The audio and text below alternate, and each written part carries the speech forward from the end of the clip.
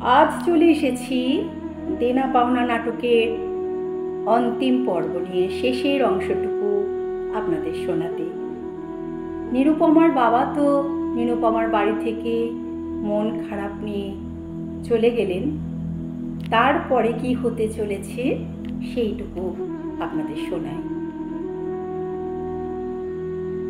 বহুদিন গেল, নিরুপমা লোকের উপর লোক পাঠায়, কিন্তু বাপের দেখা পায় না। অবশেষে অভিমান করিয়া লোক পাঠানো বন্ধ করিল। তখন রামসুন্দরের মনে বড় আঘাত লাগিল, কিন্তু তবুও গেলেন না।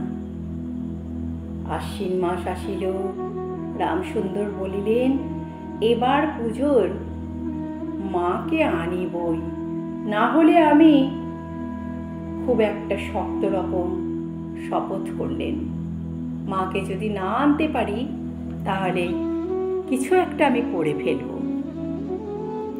এমনই ইঙ্গিত তিনি দিলেন।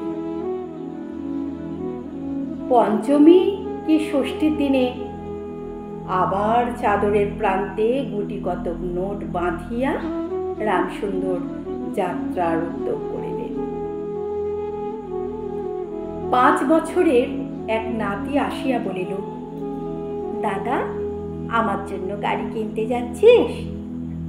বহুদিন হইতে তাহার ঠেলা গাড়ির একটি শখ আছে বটে, সেই গাড়িতে চড়িয়া হাওয়া খাওয়ার শখ, কিন্তু কিছুতেই তাহার মিটিবার উপায় তিনি দেখতে পাচ্ছেন না। 6 বৎসরের এক নাতিনী আসিয়া সরদনে কহিল, দাদু দাদু নিমন্ত্রণে যাইবার মতো তাহার একখানিও ভালো জামা কাপড় নাই, দাদু আমাকে জামা কিনে দেবে? দৈনপীড়িত গৃহের ক্রন্দন ধ্বনি কানে লইয়া বৃদ্ধ তাহার বেয়াই বাড়িতে প্রবেশ করিলেন। আজ তাহার সেই সসংকোচ আর নাই। দ্বাররক্ষী এবং ভৃত্যদের মুখের প্রতি সেই চকিত সলজ্জ দৃষ্টিপাত দূর হইয়া গিয়াছে, যেন আপনার গৃহে প্রবেশ করিলেন মাথা উঁচু করে। শুনিলেন রায় বাহাদুর ঘরে নাই, কিছুক্ষণ অপেক্ষা করিতে হইবে। মনের উচ্ছ্বাস সংবরণ করিতে না পারিয়া রামসুন্দর কন্যার সহিত সাক্ষাৎ করিলেন। আনন্দে দু চোখ দিয়া জল গড়িয়া পড়িল। বাপও কাঁদে, মেয়েও কাঁদে, দুইজনে কেহ আর কথা কহিতে পারে না। এমন করিয়া কিছুক্ষণ গেল। তারপর রামসুন্দর কহিলেন, এবার তোকে আমি নিয়ে যাচ্ছি মা, আর কোনো গোল নাই। এমন সময় রামসুন্দরের জ্যেষ্ঠ পুত্র হরমোহন তাহার দুটি ছোট ছেলে মেয়েকে সঙ্গে লয়ে সহসা ঘরে প্রবেশ করিল। পিতাকে বলিলেন, বাবা, আমাদের তবে এবারে পথে ভাসালে? রামসুন্দর সহসা অগ্নিমূর্তি করিয়া বলিলেন, তোদের জন্য আমি কি আর নরকগামী হব? আমাকে তোরা আমার সত্য পালন করতে দিবি নে? রামসুন্দর বাড়ি বিক্রয় করিয়া বসিয়া আছেন। ছেলেরা কিছুতে না জানিতে পারায় তার অনেক ব্যবস্থা করেছিলেন, কিন্তু তবু তাহারা জানিয়া ফেলেছে। এটা দেখে হঠাৎ অত্যন্ত রুষ্ট ও বিরক্ত হইয়া উঠিলেন। তাহার নাতি তাহার 2 হাঁটু সবালে জড়াইয়া ধরিয়া মুখ তুলিয়া কহিল, দাদা, আমাকে গাড়ি কিনে দিলে না দাদা? নতশির রামসুন্দরের কাছে বালক কোনো উত্তর পাইল না। তখন সে পিসি নিরুপমার কাছে গিয়ে বলল, আমাকে একখানা গাড়ি কিনে দেবে পিসি? নিরুপমার সমস্ত ব্যাপারটা বুঝিতে পারিয়া কহিল, বাবা, তুমি যদি আর 1 পয়সাও আমার শ্বশুরকে দাও তাহলে আমি তোমাকে কি হলো মা, থামলি কেন? কি আমাকে কি? আমি তোমাকে বলছি বাবা, তুমি আমার কথা শোনো। তুমি আর একটি পয়সা আমার শ্বশুর মশাইকে দেবে না বাবা। এই তোমার গা ছুঁয়ে আমি বললুম, তুমি যদি আমার শ্বশুর মশাইকে একটি পয়সা দাও, তাহলে আর আমাকে সারা জীবনের মতো দেখতে পাবে না। রামসুন্দর বলিলেন, ছি ছি মা, অমন কথা বলতে নেই। আর এ টাকাটা যদি আমি না দিতে পারি, তাহলে তোর বাপের অপমান, আর তার সঙ্গে তোরও অপমান। এটা কেন বুঝছিস না মা? নীরু কহিল, টাকা যদি দাও তবেই অপমান। তোমার মেয়েটির কি কোনো মর্যাদা নেই? আমি কি কেবল একটা টাকার থলি? যতক্ষণ টাকা আছে ততক্ষণ আমার দাম বাবা। না বাবা, এই টাকা তুমি নিয়ে আমাকে অপমান করো না বাবা। তাছাড়া আমার স্বামী, তিনি তো চান না এই টাকা। রামসুন্দর কহিলেন, তাহলে তোমাকে যেতে দেবে না মা? তোমাকে তাহলে আর আমি নিয়ে যেতে পারবো না।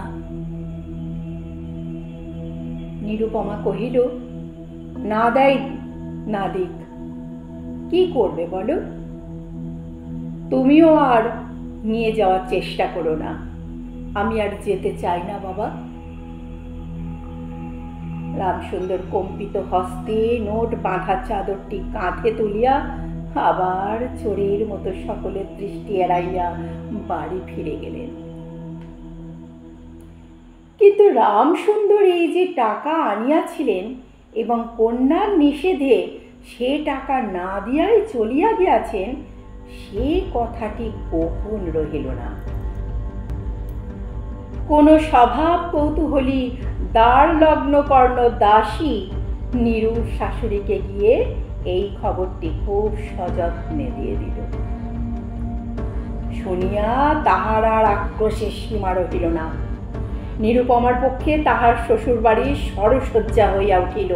এদিকে তাহার স্বামী বিবাহের অল্পদিন পরেই ডেপুটি ম্যাজিস্ট্রেট হইয়া দেশান্তরে চলিয়া গিয়াছে, এবং পাছে সংসর্গ দোষে হীনতা শিক্ষা হয়, এই ওজরে সম্প্রতি বাপের বাড়ির আত্মীয়দের সহিত নীরুর সাক্ষাৎকার সম্পূর্ণ নিষিদ্ধ হয়ে গেল। এই সময়ে নীরু একটা গুরুতর পীড়া বাঁধিয়ে বসল। কিন্তু সেজন্য অবশ্য তার শাশুড়িকে সম্পূর্ণ দোষ দেওয়া যায় না। শরীরের প্রতি সে অত্যন্ত অবহেলা করত। কার্তিক মাসে নিমের সময় সমস্ত রাত মাথার দরজা জানালা সব খোলা থাকত। গায়ে শীতের পোশাক পরত না। আহারের নিয়ম ছিল না। দাসীরা যখন মাঝে মাঝে খাবার আনিতে ভুলিয়া যাইত, তখন সে তাহাদের একটি বাড়ির জন্য স্মরণ করিয়া দিত না। সে যে পরের ঘরের দাস দাসী এবং কর্তা গৃহিণীদের অনুগ্রহের উপর নির্ভর করিয়া বাস করিতেছে, এই সংস্কার তার মনে বদ্ধমূল হইতেছে। কিন্তু এরূপ ভাবাটাও শাশুড়ির সহ্য হইল না। যদি আহারের প্রতি বধূর কোনো রকম অবহেলা দেখিতেন, তাহলে শাশুড়ি বলিতেন, নবাবের বাড়ির মেয়ে কি না, গরিবের ঘরের অন্ন ওর মুখে রোচে না। কখনো বা বলিতেন, দেখো না একবার কি ছিঁড়ি হচ্ছে, দেখো একখানা পোড়া কাঠ হয়ে যাচ্ছে, দেখলে গা জ্বলে যায়। রোগ যখন গুরুতর হইয়া উঠিল, তখন শাশুড়ি বলিলেন, ওর সমস্ত ন্যাকামি, সব কিছু ইচ্ছা করে করছে। অবশেষে একদিন নীরু সবিনয়ে শাশুড়িকে বলিল, বাবাকে আর আমার ভাইদের একটি বার দেখবো মা, ওদের আমার বড় দেখতে ইচ্ছা করছে। শাশুড়ি আরো রেগে গিয়ে বললেন, কেবল বাপের বাড়ি যাইবার ছল না? তুমি মনে করো আমি কিছু বুঝি না? তোমার ওই ন্যাকামে তুমি এবার ছাড়ো।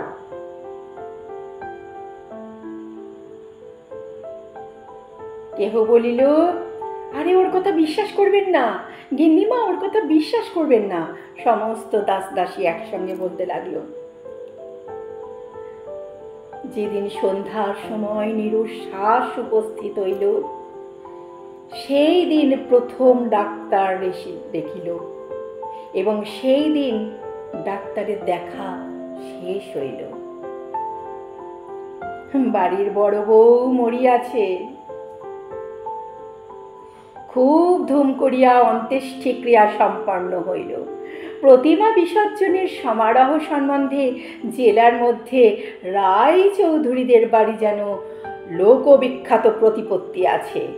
বড় বউয়ের সৎকার সম্বন্ধে রায় বাহাদুরদের তেমনি একটা খ্যাতি রটিয়া গেল। এমন চন্দন কাষ্ঠের চিতা এ মুলুকে কেহ আর কখনো দেখে নাই। এমন ঘটা করিয়া শ্রাদ্ধ কেবল রায় বাহাদুরের বাড়িতেই সম্ভব এবং শোনা যায় ইহাতে নাকি তাহাদের কিঞ্চিত ঋণও হয়ে গিয়েছিল। রামসুন্দরকে সান্ত্বনা দেবার সময় তাহার মেয়ের যে কি রূপ মহাসমারোহে মৃত্যু হইয়াছে সকলেই তাহার বিহুল বর্ণনা করিতে লাগিল। হাই সমাজ, কি পরিণতি পণের টাকা না দেওয়ার জন্য।